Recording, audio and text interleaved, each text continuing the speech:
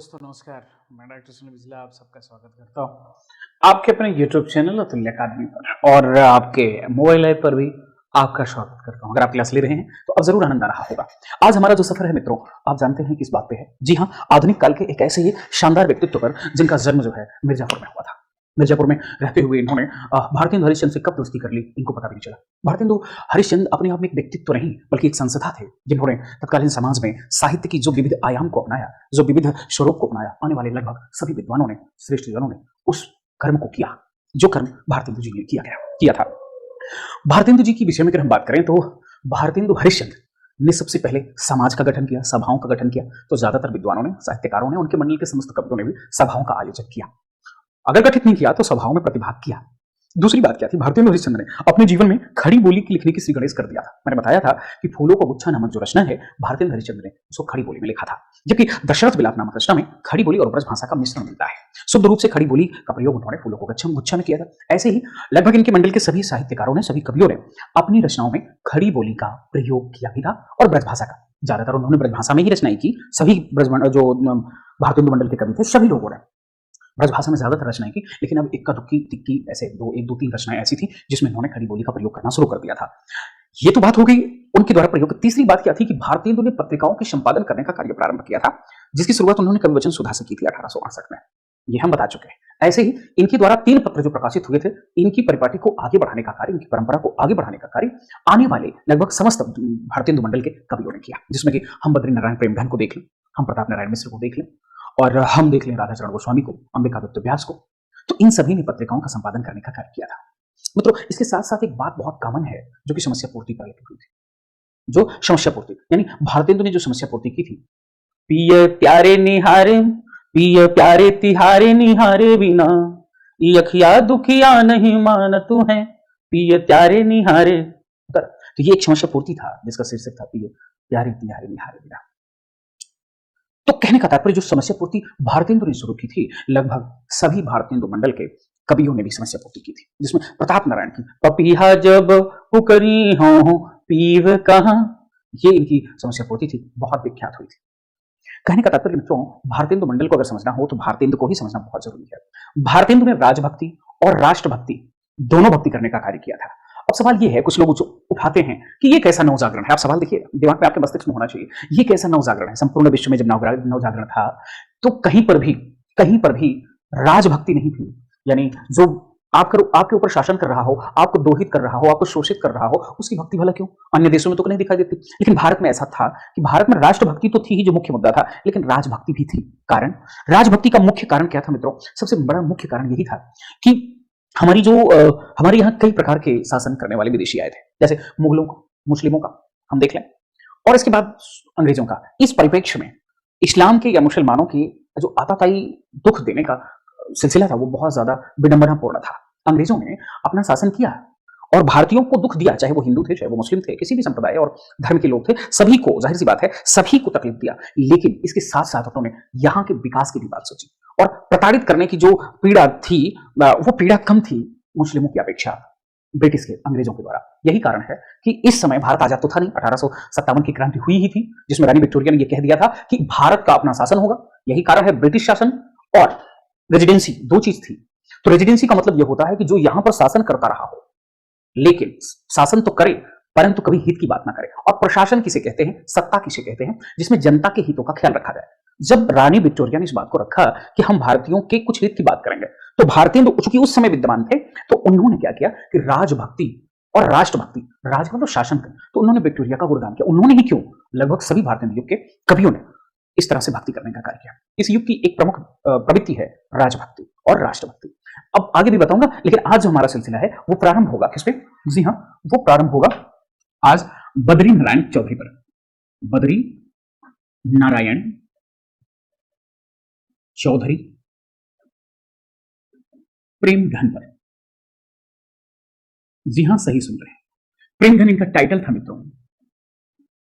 अगर देखा जाए तो बालकृष्ण भट्ट, इस चीज को भी ध्यान देते रहे आप, बालकृष्ण भट्ट, बालकृष्ण भट्ट का जन्म कब हुआ था अगर पूछे तो 1844 ईस्वी बताइएगा। और अभी इसके बाद मैंने जिनको पढ़ाया वो कौन थे? भारतेंदु थे। तो भारतेंदु का जन्म कब हुआ था? आप जानते हैं कि 1850 में। अब मैं प्रेमघन को बताने चल रहा हूं, तो इनको जान लीजिए, फिर ऐसे ही क्रम से हम बताते हुए चलेंगे। प्रेमघन का जन्म कब हुआ था? जी हाँ, 1855 ईस्वी में। अगर हम प्रताप नारायण की भी बात कर लें, प्रताप नारायण, प्रताप नारायण मिश्र की बात कर लें, तो इनका जन्म हुआ था 1856 में। अगर हम जगमोहन सिंह की बात कर लें, अगर हम जगमोहन सिंह की बात कर लें, जगमोहन सिंह की बात कर लें, तो इनका जन्म 1857 ईस्वी में हुआ था। और अगर हम आगे बढ़ें तो एक नाम आ जाता है अंबिका दत्त व्यास का। तो अंबिका दत्त व्यास का जन्म जो है वो हुआ था 1858 ईस्वी में। एक और नाम हम ले लेते हैं राधा कृष्ण दास का। जी हाँ, किसका? राधा कृष्ण दास का। राधा कृष्ण दास का जन्म जो है वो हुआ था 1865 ईस्वी में। तो कभी कभी आपसे ये क्रम भी पूछ लिया जाता है। तो भारतेंदु मंडल के ये कवि रहे, जिसमें बालकृष्ण सबसे बड़े 1844, भारतेंदु इसके बाद 55, 56, 57, 58 और 1865।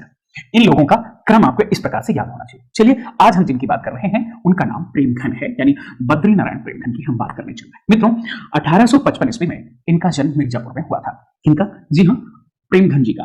मिर्जापुर में जन्मने के बाद अगर हम देखें तो 1923 तक ये अपने कविता यात्रा को प्रारंभ किया था और 1923 में इन्होंने स्वर्गवास को जाने का निर्णय लिया।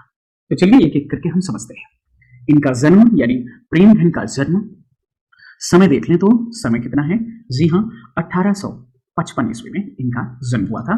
कहां हुआ था? अगर ये कभी स्थान पूछ ले तो आप बता सकते हैं कि स्थान का नाम मिर्जापुर था। क्या था? जी हाँ, मिर्जापुर था। और अगर हम मृत्यु की बात कर लें कि इनकी मृत्यु कब हुई थी, आप समय देखें तो इनकी मृत्यु का जो समय है वो है 1923 ईस्वी। कब है? जी हाँ, 1923 ईस्वी में इनकी मृत्यु हुई थी। और स्थान भी मित्रों वास्तव में इनका घर ही था, यानी मिर्जापुर ही था। मित्रों, इसके साथ साथ अगर हम देखें तो इनका जो कुल था, ये किस कुल में पैदा हुए थे और किस जाति के थे, अगर आपको बताएं तो ये ब्राह्मण जाति के श्रेष्ठ व्यक्तित्व थे। मित्रों, अगर इनके बाद अगर हम देखें तो इन्होंने अपने जीवन काल में जो संपादन किया था वो अत्यंत श्रेष्ठतम तथ्यों से भरा पड़ा है। इन्होंने अपने जीवन में मित्रों 2 पत्रिकाओं का संपादन किया था। एक पत्रिका जो कि सबसे पहले इन्होंने प्रकाशित की थी, इसका नाम था, जी हाँ, आनंद कादम्बरी। इसका नाम इसलिए बहुत महत्वपूर्ण है, बताता हूं। आनंद कादम्बरी का दम्बिनी। आनंद कादम्बरी का महत्व इसलिए महत्वपूर्ण हो जाता है क्योंकि मित्रों ये एक ऐसी पत्रिका थी जहां से कहा जाता है कि आलोचना का उद्भव होता है, आलोचना का जन्म होता है। कुछ विद्वान इस तथ्य से सहमत नहीं है क्योंकि हिंदी प्रदीप को आलोचना का जनक माना जाता है, यानी बालकृष्ण भट्ट से शुरुआत हो जाती है आलोचना की। निसंदेह जन्म दिया था हिंदी प्रदीप ने आलोचना का। उस जन्म दिए हुए आलोचना नामक बच्चे को प्रफुल्लित और बड़ा करने का कार्य किया था आनंद कादम्बरी ने। क्योंकि एक ही साल में दोनों ने आलोचनाओं की शुरुआत की थी। यानी जितना हिंदी प्रदीप का महत्व है प्रयागराज से जो निकलती थी, उतना आनंद कादम्बरी का भी है जो कि मिर्जापुर से निकला करती थी। मित्रों, आनंद कादम्बरी के संदर्भ में कुछ बातें जान लेना जरूरी है। यह एक मासिक पत्रिका थी। क्या थी? यह एक मासिक पत्रिका थी, मासिक पत्रिका थी। और याद रखिएगा, सन 1903 में, बहुत इंपॉर्टेंट है मित्रों, सन 1903 ईस्वी में इस पत्रिका का संपादन कुछ दिनों के लिए ना आचार्य रामचंद्र शुक्ल ने किया था। संपादन रामचंद्र शुक्ल ने किया था। कब किया था? जी हां, 1903 ईस्वी में। आशा है कि बात आपको समझ में आ गई। दूसरी, अब याद रखें ये कैसी पत्रिका है, क्योंकि इन्होंने जो दूसरी पत्रिका निकाली उसका स्वरूप ही अलग था। नाम था नागरी नीरद। नाम क्या था? जी हां, नागरी नीरद। जिस प्रकार से इसका नाम है मित्रों, इसका काम भी वही था। तत्कालीन समाज में उसी समय की बात है, क्योंकि इस पत्रिका का श्री गणेश कब हुआ था? 1893 में। ठीक 7 साल बाद देवनागरी लिपि का प्रवेश कचहरियों में हुआ। ठीक 7 साल, यानी 1900 ईस्वी में कचहरियों में देवनागरी लिपि का प्रवेश हुआ। तो नागरी लिपि में अपने पत्रों को प्रकाशित करने का कार्य नागरी नीरद से बद्री नारायण प्रेमघन ने किया था। बात को समझिएगा। नागरी नीरद को प्रकाशित कब से, अच्छा इसको नहीं बताया क्या, ये कब से प्रकाशित हुआ ये नहीं बताया ना। ये आनंद कादम्बरी 1881 ईस्वी से प्रकाशित हुआ। कब से? 1881 में। कहां से? जी हां, आप बता सकते हैं कि मिर्जापुर से। मिर्जापुर से। कब? 1881 में। संपादन किसने किया? बद्री नारायण प्रेमघन ने। कैसी पत्रिका थी? मासिक थी, बिल्कुल। 1903 में किसने संपादन कार्यभार संभाला? आचार्य रामचंद्र शुक्ल। मुझे लगता है कि क्लियर हो जाना चाहिए। 1893 ईस्वी की बात है कि मिर्जापुर से ही, कहां से, जी हां, मिर्जापुर से ही बद्रीनारायण प्रेमधन जी ने एक पत्र निकाला जिसका नाम था नागरी नीरद। यह पत्र साप्ताहिक रूप में हमारे सामने आया। साप्ताहिक पत्र के रूप में प्रकाशित हुआ, ठीक है, रूप में प्रकाशित हुआ। लेकिन इस विद्वान की विदुषिता, श्रेष्ठता इस बात की थी कि इन्होंने भी उर्दू में रचनाएं करने का कार्य किया था, और यही कारण है कि इन्होंने अपना नाम भी बदला था, और ये अब्र नाम से रचना किया करते थे। किस नाम से? अब्र नाम से। जबकि भारतेंदु हरिश्चंद्र ने किस नाम से किया था? आप लोग बिल्कुल समझ रहे हैं, रसा उपनाम का प्रयोग किसने किया था? भारतेंदु ने किया था, ठीक है। भारतेंदु ने रसा उपनाम का किया था उर्दू लिखने के लिए, तो उर्दू लिखने के लिए अब्र नाम का प्रयोग किसने किया था? उपनाम का प्रयोग बद्रीनारायण प्रेमधन ने किया था। अब हम इनकी प्रमुख रचनाओं को देख लेते हैं। किसको? प्रमुख रचनाओं को।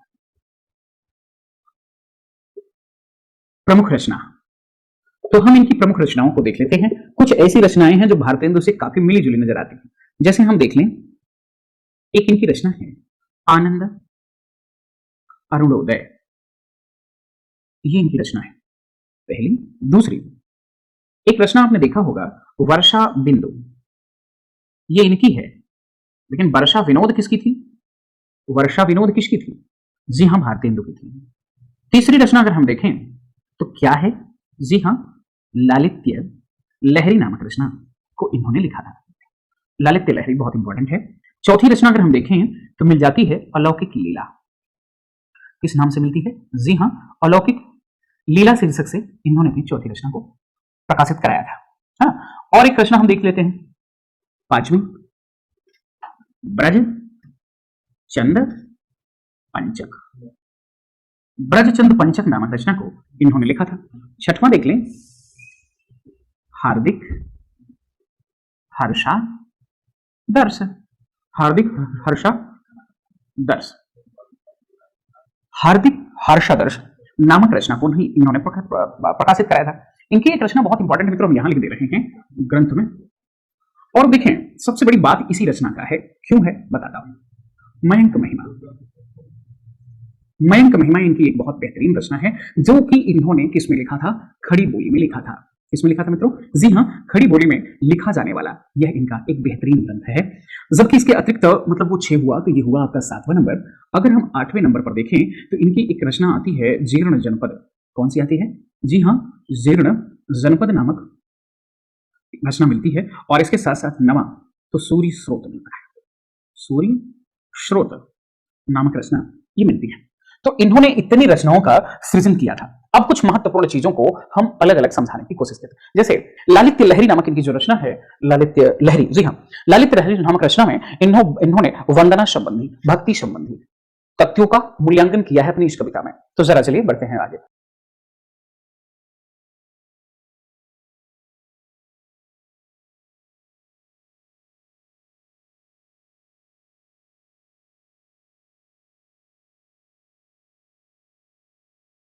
और देखते हैं मित्रों, हमने बताया कि लालित्य लहरी में क्या है, उसको बताता ही हूं। लेकिन सबसे बड़ी बात क्या थी, आपको समझना होगा। मैंने कहा समसामयिक समसामयिक जो समस्याएं थी वो कवियों को खूब दिख भी रही थी। आप जानते होंगे कि पार्लियामेंट के एक सदस्य थे अपने भारत के। पार्लियामेंट पहले कहां था? ब्रिटेन में था। उसके एक सदस्य थे जिनका नाम था दादा भाई नौरोजी, ठीक है। दादा भाई नौरोजी उसमें ब्रिटेन के पार्लियामेंट के एक सदस्य थे जो भारत के हक की बात वहां रखा करते थे, ठीक है। तो चूंकि संपूर्ण सदन में इकलौता भारतीय थे, तो हम सब कितने ही गोरे क्यों ना हो, अंग्रेजों के समक्ष काले ही होंगे। अलग बात है कि ब्रिटेन, केन्या आदि लोगों से हम लोग बहुत गोरे हैं, वो अलग बात है। यही कारण है कि गोरे और काले का भेद नहीं करना चाहिए। क्यों? क्योंकि ये चमड़ी का सिर्फ स्वरूप है, हृदय देखना चाहिए, बस समझिएगा। तो दादा भाई नौरोजी वहां पार्लियामेंट के सदस्य थे, तो अंग्रेजों ने इनको काला कहा था। क्या कहा था? काला कहकर व्यंग कसा था, यानी इनको बेइज्जत की, इनकी बेइज्जत किया था। इस पे इन्होंने क्षोभपूर्ण पंक्ति कही थी। किन्होंने? बद्रीनारायण प्रेमधन ने। आइए उसको लिखते हुए समझाते हुए आगे बढ़ते हैं। देखिएगा, मैंने बताया था कि इन्होंने साहित्य लहरी, साहित्य लहरी नामक रचना में, साहित्य लहरी नामक रचना में वंदना संबंधित वंदना संबंधी दोहे रचे हैं। यानी वंदना संबंधी दोहे को इन्होंने उसमें लिखा है। एक रचना हमने अभी बताया था, ब्रज चंद पंचक। ब्रज चंद पंचक नामक रचना में प्रेमघन ने भक्ति भावना व्यक्त की है। क्या की है? व्यक्त की है। देखिएगा, अभी मैंने बताया पार्लियामेंट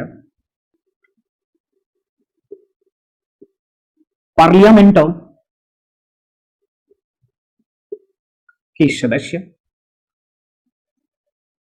दादा भाई नवरोजी को जब विलायत में काला कहा गया तो क्षोभपूर्ण इन्होंने अपनी व्यक्ति दी। क्या दिया? अचरज होत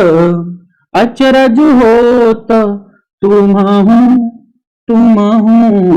समगोरे। अचरज होत तुमहु समगोरे। बाजत कारे तासो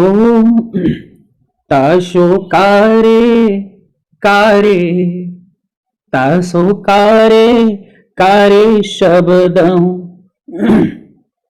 पर हैं वारे। ताशो कारे शब्दों पर हैं वारे। अचरज होता है कि तुम सब जैसे लोग, गोरे लोग इतने बेहतर हो और वो आप लोग कालों से उलझते हो। तासो कारे शब्दों पर वारे। हे तुम जैसे काले लोग कपटी लोग, कारे शब्द पर हम तो वर मर जाएंगे। और क्या कहते हैं कि क्या करें, हमारे यहां कारे श्याम राम जलधर जल बरसाने वारे। जलधर, जल को धारण करने वाला बादल, वो जल जो बरसाने वाला होता है, वो जो बादल होता है वो भी काले ही होता है। क्या तुम्हारे यहां दूसरा होता है क्या? और फिर अगर हम काले हैं, मुझे गर्व है काले होने का। क्यों? क्योंकि हमारे यहां जो हमारे श्याम थे ना, वो भी काले थे, और भगवान राम अगले वो भी काले थे। तुम काले कहते रहो, ये तो हमारी प्रशंसा है, आलोचना थोड़ी। वाह। कारे श्याम राम जलधर जल बरसाने वारे। कारे लागत ताही शो कारण को प्यारे। कार्य लागत ताही शो कारण को प्यारे। हे कार्य तुम लोग जब कहते हो तो तुम्हारे मुख से सुनने में और सुंदर लगता है। यह बात इन्होंने कहा था। समय था हीरक जुबली के अवसर पर इन्होंने एक ग्रंथ लिखा था मित्रों। हीरक जुबली के अवसर पर अपनी रचना हार्दिक हर्षादर्श में, हीरक जुबली के अवसर पर अपनी रचना हार्दिक हर्षादर्श में देश की दशा का वास्तविक वर्णन किया है। क्या किया है? वास्तविक वर्णन किया है। क्या किया है? भय भूमि भारत में महाभयंकर भारत। भय वीर बल सकल सुभट एक ही संग गारत। भय भूमि भारत में महाभयंकर भारत, भय वीर बल सकल सुभट एक ही संग गारत। और उसके आगे कहते हैं कि चलिए, तो तो ये बात इन्होंने कही थी। प्रेम घन की समस्त रचनाएं, कृतियों का जो संकलन है वो किसमें संकलित हुआ, ये आपसे पूछा जा सकता है।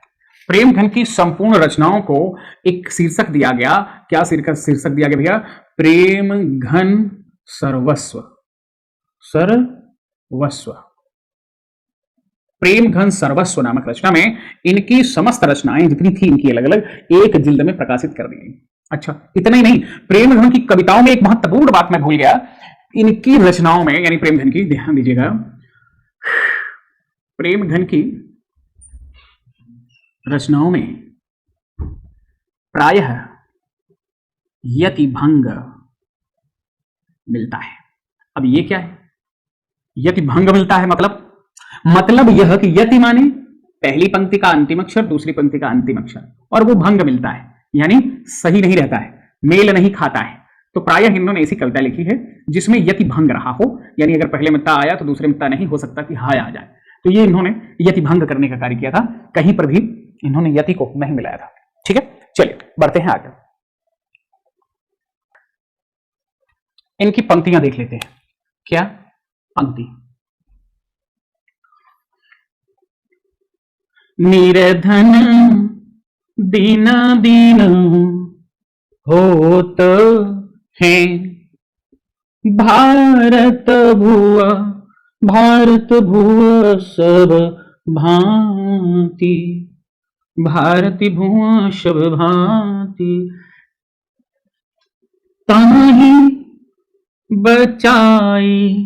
ताहि बचाई न कोई, ताहि बचाई न को सकल विष भुज बुध बलकांति, ताहि बचाई न को शकल विष भुज बुध बलकांति। सबके पास भुजाओं में बल भी है, बुद्धि भी है, चमक भी है, लेकिन कोई बचा नहीं पा रहा है भारत की, समस्त प्रकार से दोहन हो रहा है। फिर आगे दूसरी पंक्ति क्या कहते हैं कि आजुलो रही अनेक, आजुलो रही अनेक भांति, अनेक भांति धीर, अनेक भांति धीर धरी कै, पैन भाव मोही, पैन भाव मोही बैठनो सुनोन झारी कै। इनकी तीसरी पंक्ति, धन्य भूमि भारत सब रतनन की उपजावनी, धन्य भूमि भारत सब रतनन की उपजावनी। ये एक स्वतंत्र पंक्ति है, यह एक स्वतंत्र पंक्ति है, एक बहुत महत्वपूर्ण, इनकी फेमस है। क्या? बगियान बसंत बसेरो कियो, बगियान बसंत बसेरो कियो, बसिए तेहि त्यागी, बसिए तेहि त्यागी तपाइए ना। इसमें कौन सा अलंकार अगर देखा जाए तो अनुप्रास है। फिर कहते हैं कि दिन काम कुतूहल के जो बने तीन बिच वियोग बुलाइयो ना, वियोग बुलाइए ना, तीन बिच वियोग बुलाइयो ना। घन प्रेम बढ़ाए के प्रेम अहो, घन प्रेम बढ़ाए के प्रेम अहो, विथा बिथा बारी बिथा बारी बिथा बारी वृथा बरसाइए ना बरसाइए ना। चित चैत की चांदनी चाह भरी चित चैत की चांदनी चित चैत की चांदनी चाह भरी चर्चा चली बे को चलाई ना चर्चा चली बे चली बो को चलाइए ना। भगियान वसंत बसेरो कियो बसिए ते ही त्याग पाइए ना। दिन काम कुतूहल के जो बने तीन बीच वियोग बुलाइए ना। घन प्रेम बढ़ायक प्रेम यहो बिथा वारी वृथा बरसाइए ना। चित चैत की चांदनी चाह भरी चर्चा चले बे को चलाइए ना। यहीं पर समाप्त होते हैं आज कौन, जी हाँ समाप्त होते हैं बद्रीनारायण प्रेम। मिलते हैं अगली वीडियो के साथ, तब तक आप सबका दिन शुभ हो।